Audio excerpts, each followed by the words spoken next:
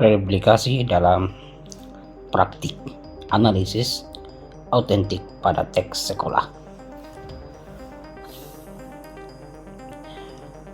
Melihat reduplikasi di habitat alaminya.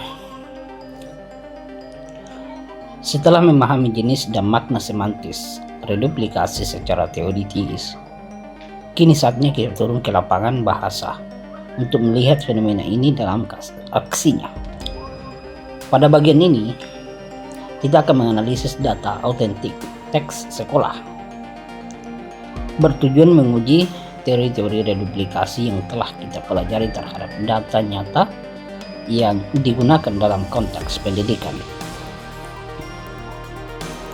Teks sekolah, baik buku pelajaran, bacaan, hingga lembar kerja, merupakan sumber data yang kaya dan representatif. Teks-teks ini dirancang untuk membangun kompetensi berbahasa siswa, sehingga penggunaan reduplikasi di dalamnya cenderung memperlihatkan pola-pola yang baku, produktif, dan edukatif. Melalui analisis ini, kita akan menemukan jawaban atas pertanyaan bagaimana sebenarnya reduplikasi hidup dan berfungsi dalam korpus bahasa Indonesia standar yang diajarkan kepada generasi muda. Metodologi mengais data dari dunia pendidikan. Untuk analisis ini, kami mengumpulkan sampel teks dari beberapa sumber autentik tingkat sekolah dasar dan sekolah menengah pertama, khususnya dari buku tematik dan buku bahasa Indonesia. Fokus diberikan pada teks narasi, deskripsi, dan eksposisi pendek. Metode yang digunakan adalah metode kualitatif deskriptif dengan langkah-langkah identifikasi semua instansi reduplikasi dalam teks, klasifikasi berdasarkan bentuk struktural, analisis kategori kata, nomina, verba, adjektiva, dan interpretasi makna semantis yang dominan dalam konteks teks.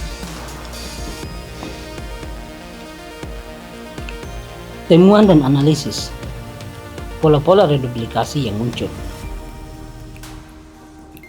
Dominasi reduplikasi penuh atau yang dikenal juga dengan istilah dibilingka dengan fungsi jamak dan iteratif. Dalam data teks sekolah, reduplikasi penuh mendominasi penggunaan. Fungsi utamanya sangat jelas, menyatakan jamak pada nomina. Data otentik dari buku tematik. Di kebun binatang, kami melihat gajah-gajah, kuda-kuda, dan burung-burung yang berwarna-warni. Kelas 3 SD. Analisisnya, penggunaan gajah-gajah, kuda-kuda, dan burung-burung adalah contoh prototipikal reduplikasi jamak. Ini konsisten dengan fungsi gramatikal dasar yang diajarkan sejak dini. Menurut Albin dan kawan-kawan, reduplikasi nominal untuk makna jamak adalah salah satu fungsi yang paling produktif dan stabil dalam bahasa Indonesia standar. Data autentik dari cerpen anak. Dodi berjalan-jalan di sekitar taman sambil meniup balonnya. Analisisnya, reduplikasi verba berjalan-jalan dan meniup-niup menunjukkan makna iteratif duratif dengan nuansa kesantaian. Tindakan berjalan dan meniup digambarkan tidak bertujuan tunggal dan serius, melainkan sebagai aktivitas bersantai. Ini sesuai dengan teori yang menyatakan bahwa ber plus verba tambah verba dan men tambah verba sering bermakna tindakan yang dilakukan berkali-kali untuk bersenang-senang.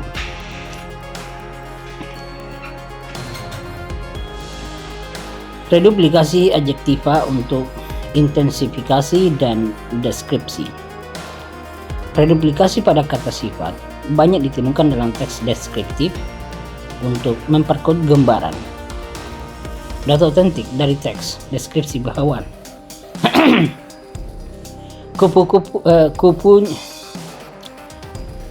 kupunya kucing dengan bulu panjang-panjang dan lembut-lembut. Matanya besar-besar berwarna hijau. Kupunya kucing dengan bulu panjang-panjang dan lembut-lembut.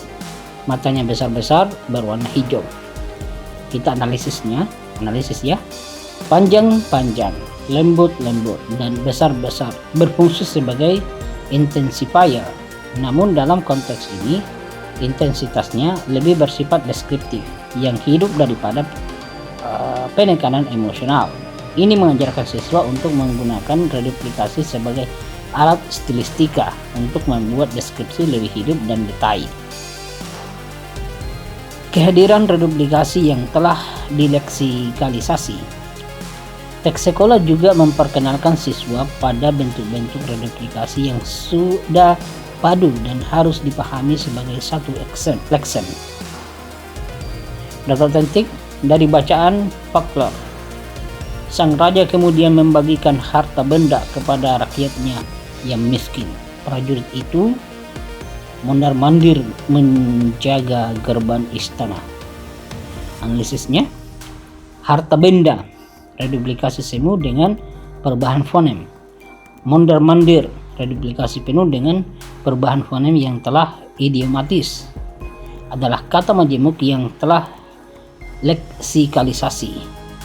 Siswa tidak diharapkan menganalisis sebagai harta plus benda atau memahami mondar secara terpisah.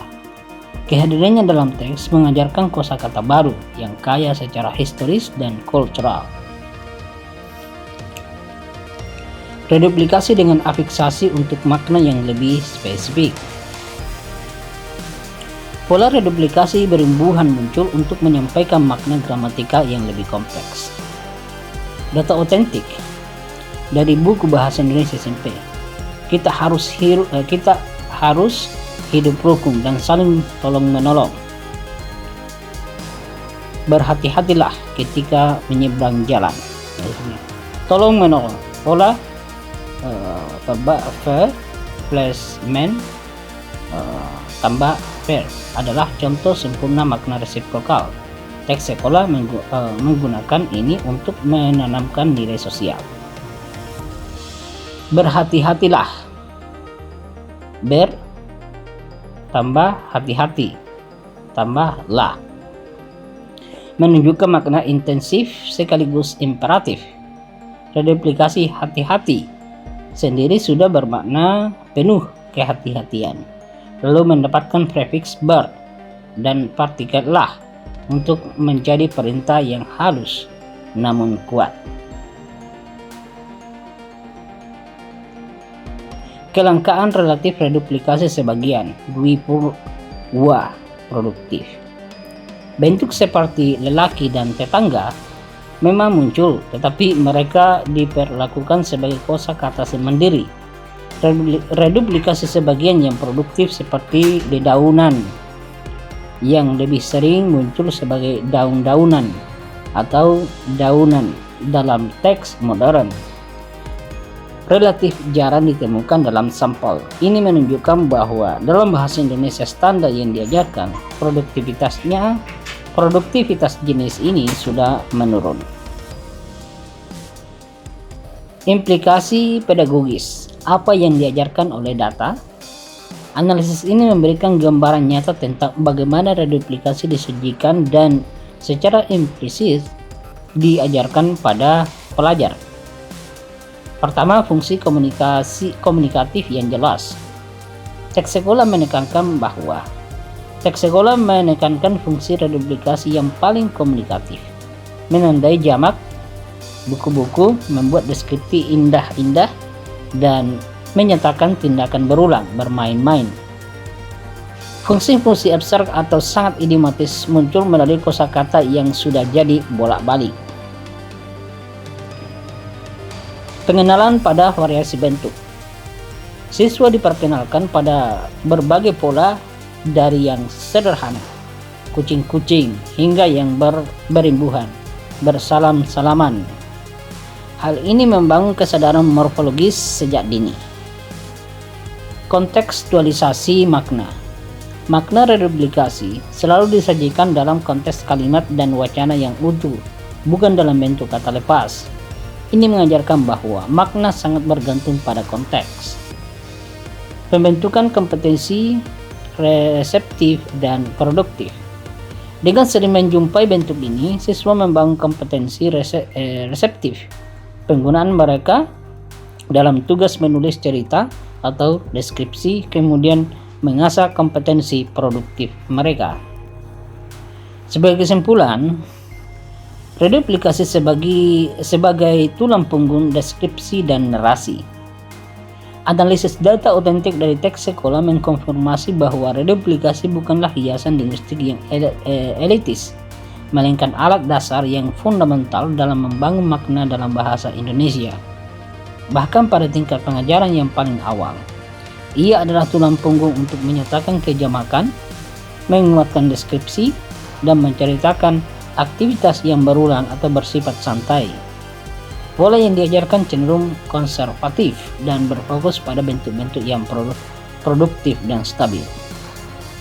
Dengan memahami bagaimana reduplikasi bekerja dalam habitat resminya ini, kita sebagai peneliti, pengajar, peminat bahasa mendapatkan peta yang jelas tentang norma dan penggunaan standarnya.